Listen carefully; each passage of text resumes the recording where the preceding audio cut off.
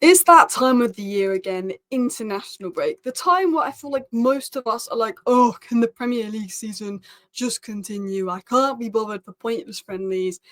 And I don't really enjoy international breaks. But today, I'm actually looking forward to this next March international break because it's going to be the first international break under Thomas Tuchel. It's going to be interesting to see who he picks in his 23-man squad, how he lines up, what formation he picks, to kind of get an understanding of what his approach could be for the 2026 World Cup. So in today's video, we're going to discuss who I think will make Thomas Tuchel's 23-man England squad for March and give you my 23-man England squad for March, my thoughts, predictions, players that I think will make the World Cup but won't make this squad because they're injured, and more. So do let me know down below who you will include in your 23-man England squad if you think I've missed anyone out important. If you disagree with any of my decisions, let me know in the chat your 23-man squad. But we're going to go through each position and I'm going to pick my players that would make my squad and who I think Thomas Tuchel would also be looking at and giving my general thoughts. So starting with goalkeeper, you've got Pickford, Trafford, Henderson, Pope, Ramsdale, Johnson, Butland are the ones that come to mind.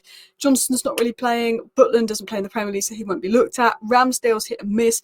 Nick Pope, I think a year ago, before his injury, was probably arguably the best on the list, but Jordan Pickford had always performed for England, so Jordan Pickford was always going to be picked. But Nick Pope's kind of fallen off and looking to replace Nick Pope with James Trafford. And while James Trafford is in the Championship, he's very young and up and coming. He's seen as the future. So I think Dean Henderson gets in there for form. He's been very good with Crystal Palace. Pickford gets in there because he's Pickford and he's been England's keeper for all the tournaments. And I think Trafford will get in there for sort of just the youth, the future. I think that's who Thomas Tuchel will pick. And it's actually who I would pick as well, these three goalkeepers, though. So let's continue on into more interesting positions. Now, Luke Shaw won't make it because he's injured. Yeah, I mean, he seems to always find a way to be available for England and not Man United, but he's injured. Lewis Hall, who was the perfect Luke Shaw replacement, we'd finally found that left back. We weren't having to rely on injury-prone Luke Shaw. Is now injured in Lewis Hall.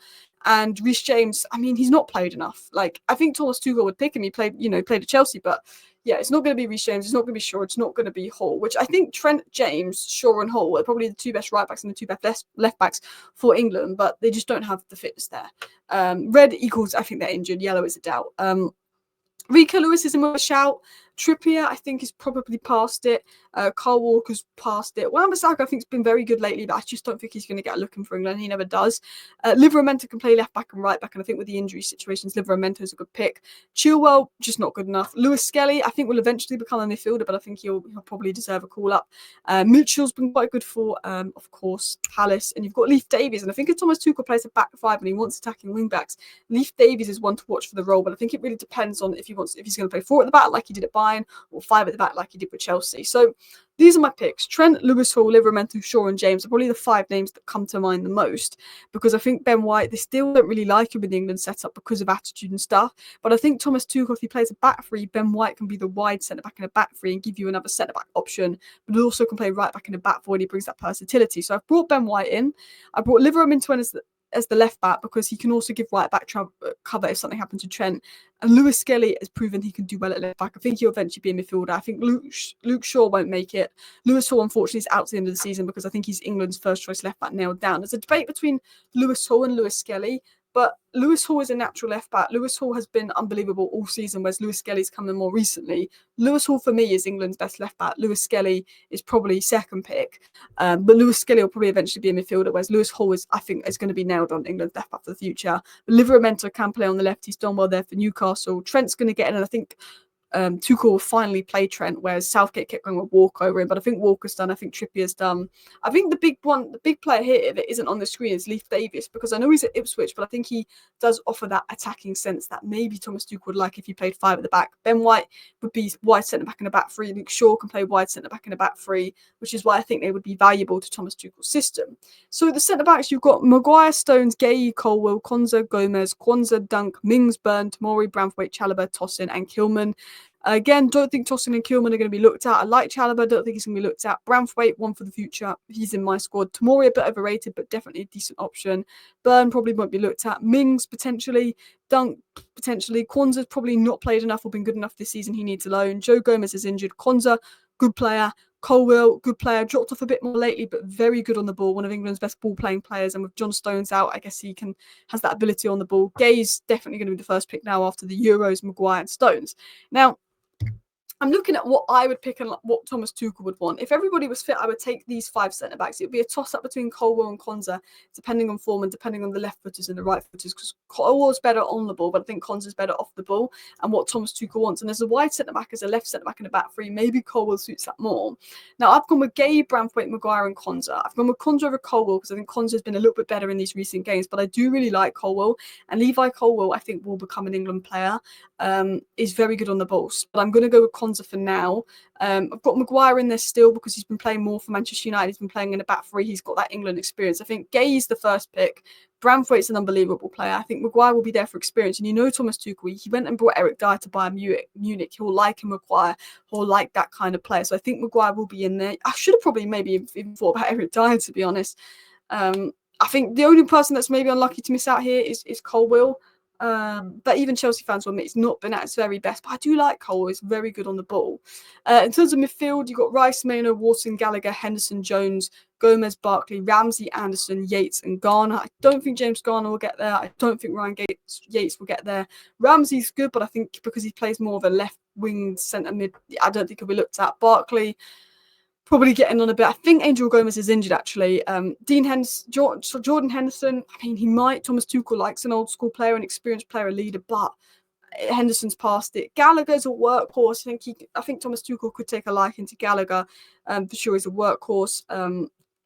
Mainoo's out injured, but let me show you my pick. So Declan Rice is obviously there. I think Curtis Jones is a rare profile. I think Curtis Jones is such a technically good player and really underrated technically. And I think that's something that we lack. We've got a lot of workhorses, but we lack that technicality. And I think that's why Mainoo and Jones have got that technicality that we lack. Now, Mainoo is out, so I definitely take Jones with Mainoo being out. I think he's the closest to be able to do that role. And I think Curtis Jones deserves to be there anyway. Look at Liverpool, they're top of the league. So Rice and Jones nailed on. I think they're the first two for me to play together in the pivot. I think Jones will complement Rice well. I know some Liverpool fans don't like Curtis Jones, but I think he is underrated technically. I've gone with Adam Wharton. I know he's been hit and miss all season. I know he's been injured, but the last 4 or 5 games, Adam Wharton's looked really good for Palace. Coming back from injury, looks fully fit. And I've gone with Anderson. A Nottingham Forest player has to make this England squad, at least one. And I think it will be hard for Gibbs White because even though Foden hasn't been great, even though Palmer's not been at his best lately, they almost have to go, and it would be weird not to pick them. So I think Morgan Gibbs White could miss out, which is really unfortunate on him. So I've gone with Elliot Anderson because he's one of my favourite midfielders to watch this season. I've gone with him over Conor Gallagher, which might be unpopular, but I think Elliot Anderson has been absolutely fantastic this season, and I think the Forest player has got to be in there.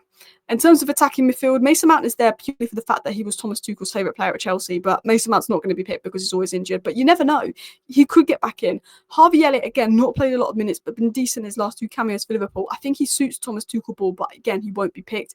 Eze, I think, suits Thomas Tuchel ball. Maddison's had some good numbers this season, but I think he'll get overlooked. Bellingham's nailed on. Now, Foden, probably on form, Gibbs White deserves it, but he's Phil Foden, so he's going to be there. Would I probably pick Gibbs White over Phil Foden right now? Yeah, but you've got to go with Phil Foden. And Palmer, I think with Saka being out, you've got to think Palmer can play right wing, Foden can play right wing, Gibbs White not so much.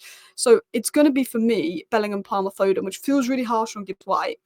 But Bellingham, Palmer, Foden, because Palmer and Foden can play right wing, but particularly Palmer with Saka being out, you've got to think of this March international break. So yeah, Bellingham's obviously nailed on. Wingers is more difficult because you've got Saka out. Rashford is gone into good form with Villa, and Rashford actually, out of all the England wingers, averages a goal or assist per game the most. Rashford has a better goals and assists per game ratio than any other England winger that's available right now, and he's in better form at Villa. I think Thomas Tuchel would like Rashford, so I think Rashford would be picked. Saka's out. I think Gordon and Rashford will be the left wingers. Sterling's just there for nostalgia. He won't be picked.